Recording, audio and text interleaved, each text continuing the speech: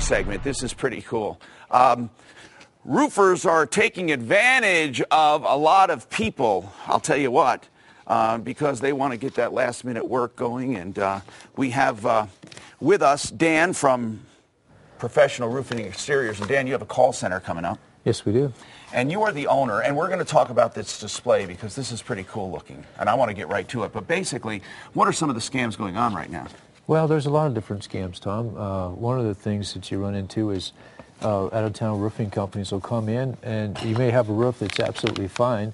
They'll get on your roof, and they'll cause mechanical damage to your roof. They can actually cause damage. They can actually cause damage to your roof. And another thing you'll find is now that the initial storms have gone until we get new ones, it's slowing down. They're desperate to get more work. That's right. That's right. To keep their crews working. And they're going to sometimes not only find damage that's not there, but really encourage you to get it done right now. Yeah, they do. And the other thing that they'll do is they'll encourage you to file a claim even though you may not have any damage. That's what I'm getting at. They maybe create damage. What is this? Well, this here is a typical asphalt shingle roof, Tom. Okay. It kind of gives you an idea of what most roofs have. This is a nice display.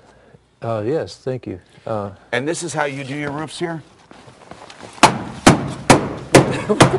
I didn't even realize he was going to do that. What was he doing? Why'd you do that? What that was, Tom, that was what we call a mechanical hailstorm. Okay. And you shouldn't warn me about these things, by the way. Yeah, Go ahead. Yeah, well, I thought some nut came out. They were supposed to, so I apologize okay, for go that. Ahead.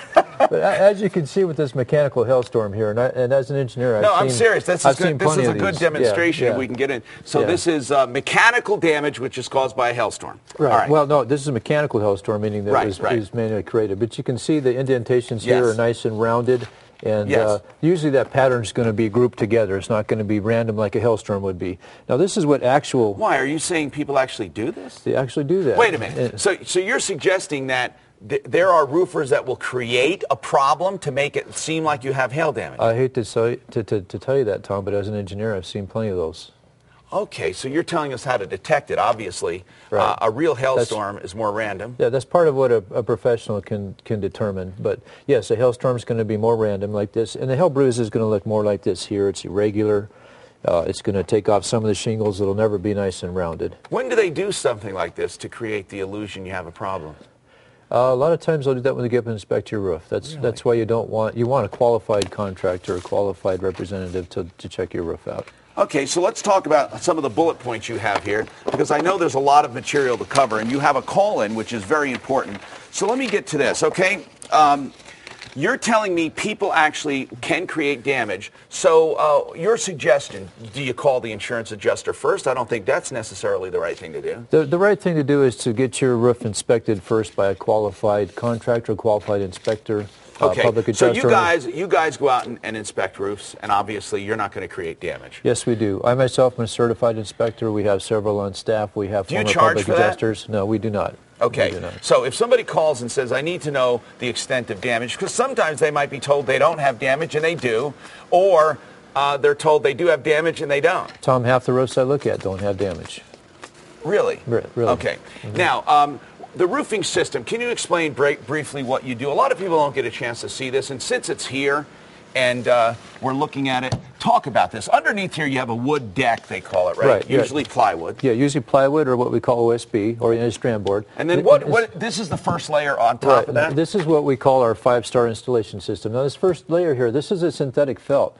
This is peculiar. I was going to say, it's not that black stuff I've seen. Right. It goes on every roof that we have. Since we started using synthetic felt about 3.5 years ago. It's better than the black stuff. We haven't had a single leak during installation because it's waterproof. It even seals around these nail holes here with these plastic caps. Okay. It's got a polyethylene liner on the back that seals.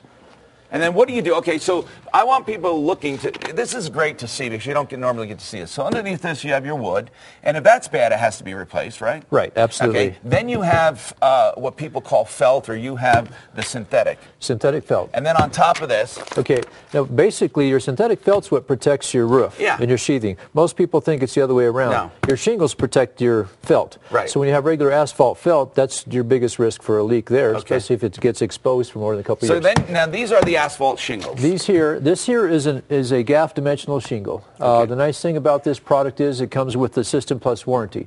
As I mentioned before, we're a Master Elite contractor for GAF. So all of our roofs that we install get a System Plus warranty. And that's extremely important, Tom, because most roof warranties, even though you buy a 30-year shingle, your warranty actually is only good for 5 years for full replacement. After that, it gets prorated down to sometimes 10% the original Now explain cost. the nailing pattern and the tape. We 6-nail every shingle that we have. That's called a wind nail system. With that, you get up to 110-mile-an-hour warranty on a regular 30-year shingle or 130-mile-an-hour warranty on a 50-year shingle, which is a lifetime. Is this why heat is needed to seal that? Yeah, these tabs here, this liner you see on here, it's kind of a slick liner. That naturally degrades over time with heat. Any temperatures above 45 degrees, these shingles are sealing, which is why we roof year-round, because when it's 35 outside, it's 45 on your roof. So you can get 45 or over on your roof, will seal the roof. Absolutely, and a lot of times, Tom, it's better to roof in the wintertime because you don't have the risk of scuffing your shingles like you do in July and August. Now, even though you don't see, on that roof damage you showed, the big holes and stuff, even though you don't have that, how does bruising hurt a roof where the granules come off? Well, what happens is you saw those bruises before. Those granules come off and water gets into the shingle itself. So the granules keep it off the shingle. It gets into the felt, impregnates the felt, and then it freezes and expands and it melts and it freezes again and it starts working a hole through your shingle. Okay, here's what I want to talk about because this show's all about education. All right, you have granules. Yes. And then what makes up this shingle? Granules and what else? Which basically have what you have is a asphalt impregnated felt. So, it's a fiberglass mat. Here's what people need to know. The felt is actually the dimensional part of this. The granules are on top. But when people call this an asphalt roof, it's actually asphalt is more of a liquid or more of an oil.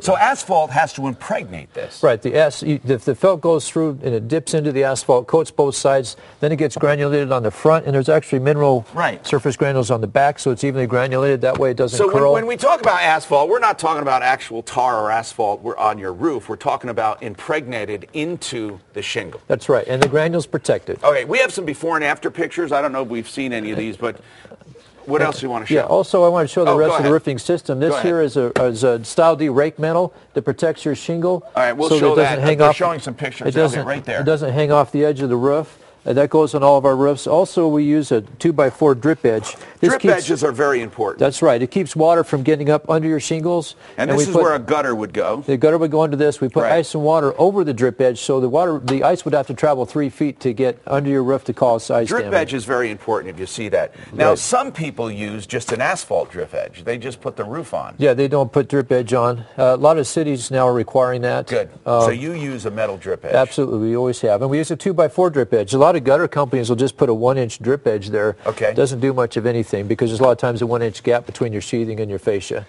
Professional roofing exteriors. What do we have over here? This shows a little bit more of the system. I think we showed it pretty well, but go ahead. Yeah, kind of give you an idea. We use a 90-pound valley liner on a standard 30-year shingle. And when you talk about a valley liner, you're talking about where roofs meet each other, right? Wherever the roof meets each other, yes. And then we use here's your ice and water shield you can see here. That's a sticky barrier that protects your eaves.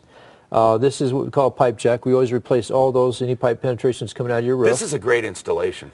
How long have you been in business? We've been in business for 11 years, been installing since 2005.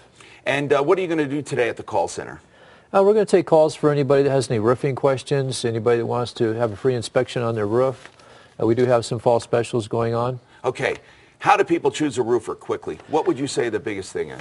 The most important thing is to check them out. Make sure they're qualified. Contact the Better Business Bureau. Check with the National Roofing Contractors Association. You can go online, NRCA.com. What's that association? National Roofing Contractors Association. It's NRCA.com. Also, you can check with a qualified manufacturer like GAF, GAF. See who they use. They're the oldest and largest manufacturer in the world, yes. All right, now we have a call center, and you can call 303. Which number? 713-HELP we're using, right? 771-HELP. 303-771-HELP, 303-771-4357.